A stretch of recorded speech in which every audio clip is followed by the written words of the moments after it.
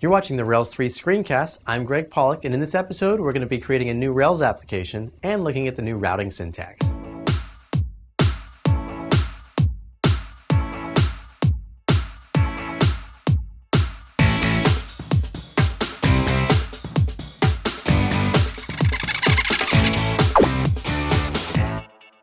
So to create a new Rails application, we're simply going to run our Rails command from the command line as you're used to. Except this time there's a few new options.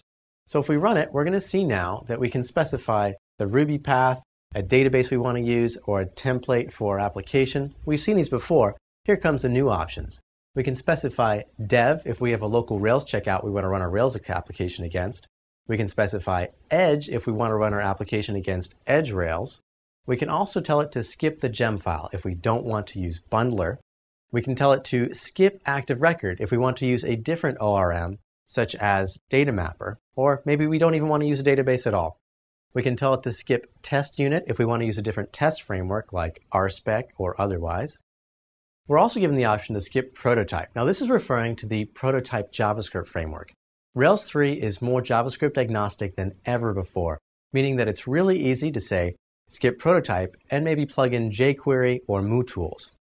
There's also an option to skip Git. Now, when I initially saw this, I was like, wait a second, Rails is doing something with Git?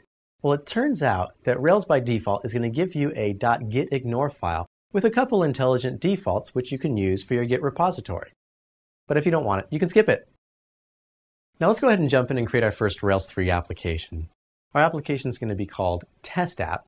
We're going to go into the application directory, and if we look inside the script directory here, we're going to find that there's only one file, which is called Rails. We don't have any of those script files we did previously.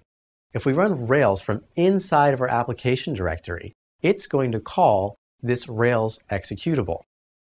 It's then going to give us the parameters we can send into this command. If we run Rails generate, we're going to be able to generate, say, a scaffold or a controller. We can also do Rails G as a shortcut you see here. We can do Rails space console to get the console, or just Rails C, Rails server to get your server, or just Rails S. We can also do Rails DB console, or the shortcut there, Rails DB. And of course, you can get all of the old script commands which you've used previously in Rails 2. To summarize the most important commands, script generate is now Rails G, script console is now Rails C, script server is now Rails S, and script DB console, Rails DB. Now, one of the things I realized as we started using these commands is that if I added an alias to my bash profile of R to Rails, they became that much simpler. Now, if we take a look back at a Rails 2 application inside the config environment.rb, we would have our initializers. This is where we set global configuration options, stuff like load paths, stuff like dependency management and configuring the gems that we're using, the plugins that we're using, maybe the time zone, and any other global configuration options. The first big change about this file in Rails 3 is that all of our dependency management, all of our gems, are now going to be listed in our gem file. And this, of course, is taken care of by bundler. The second big change is that all of our configuration options are now going to be moved to the application.rb file. They're also going to be wrapped inside of an application class which is wrapped in a test app module. Test app, if you remember, that is our name of our application. So now all of our configuration options are sort of wrapped inside of an application object inside of our application. It's also worth mentioning that this application class is a valid rack app. This is the first place you're going to see in Rails 3 where it's become even more rack compatible. Now it's time to talk about the new router API inside Rails 3. But first of all, let's take a look back at the old action controller stack. There's a lot of stuff in there. And in Rails 3, this has been refactored in several different ways, starting with the creation of the action dispatch component. The action dispatch component takes care of any libraries having to do with HTTP dispatching, Rails middleware, or Rails routing. Now, if we take a look at the Rails source, if we look inside the action pack folder, we're going to see an action dispatch folder. And inside there, there's folders for each of these inner components, HTTP, middleware, and routing. And inside those, we're going to find all the libraries for each of those components. Just like in Rails 2, in Rails 3, we put all of our routes in our routes.rb file. You might notice, though, there's a slight difference at the top of the file. Our routes are contained within our test app application class. In Rails 3, most of your old routing syntax will work, so you may not have to make any changes. But if you want to start creating a new app, you might want to take advantage of the new syntax, starting with the ability to drop the block parameter.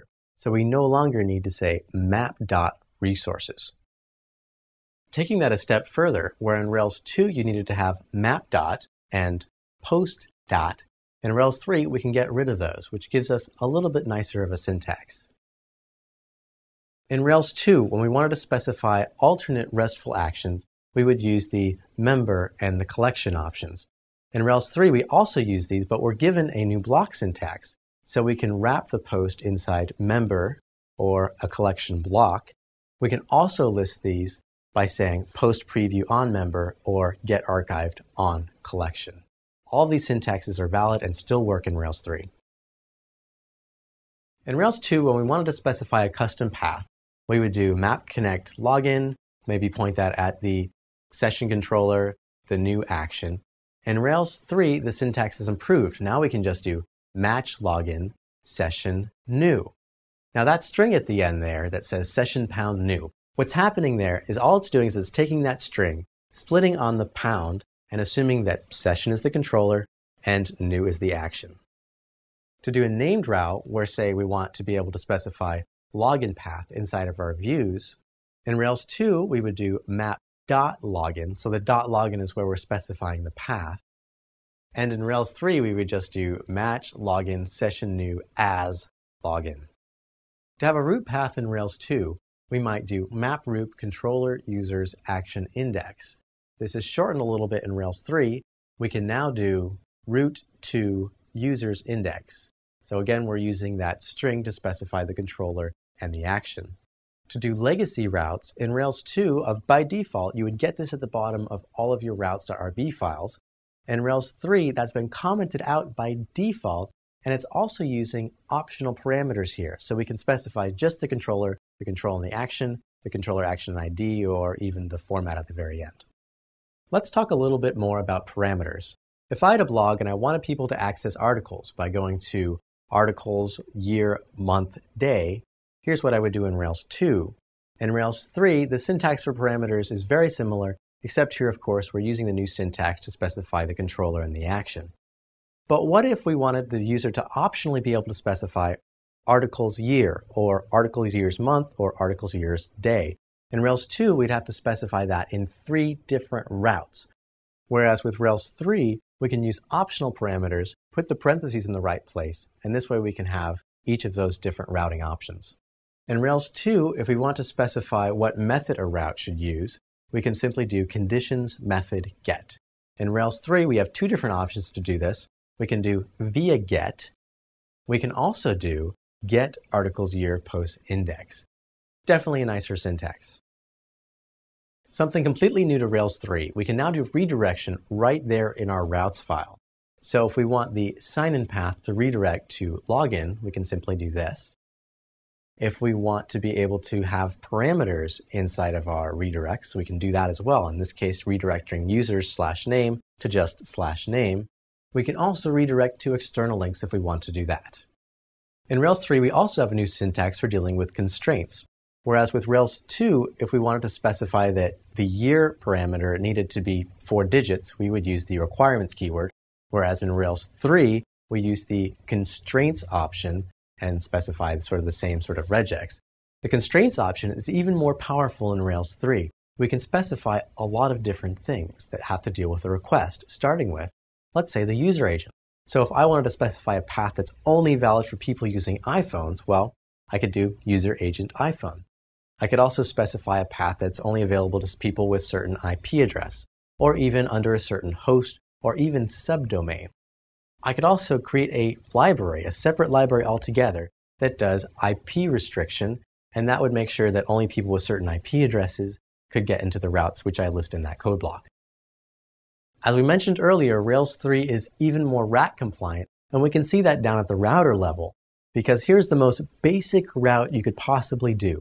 All this is doing is sending in the status code, the headers, and the body.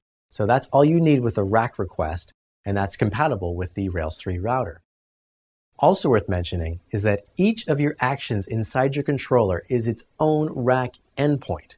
What this means is that if you wanted to, you could have middleware sitting in front of any of your actions since they're valid rack endpoints. Lastly, we can also build custom rack applications for certain routes. Maybe you don't want to go straight to Rails, build your own custom rack app and go straight to that for speed. For more information about the new Rails 3 routing syntax, I highly recommend you check out the Rails guide on the topic.